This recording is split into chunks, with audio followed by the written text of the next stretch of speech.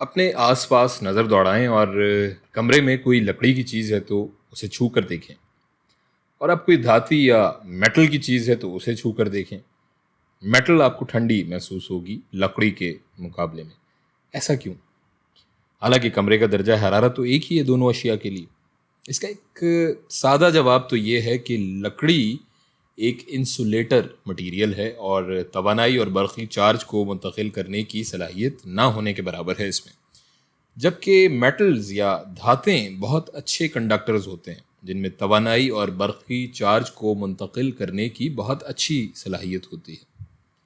اب ذرا اس کی ایکسپلینیشن یا وضاحت دیکھتے ہیں سائنسی طور پر اس بات کا کیا مطلب کیا ہے۔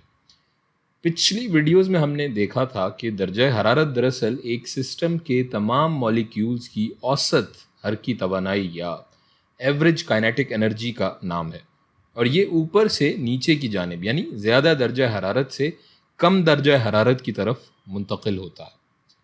لکڑی اور میٹلز کے مالیکیولز اور مالیکیولر سٹرکچر یعنی سالماتی ساخت پہ اس بات کا دار و مدار ہوگا کہ کون سا مٹیریل بہتر طور پر توانائی منتقل کر سکتا ہے۔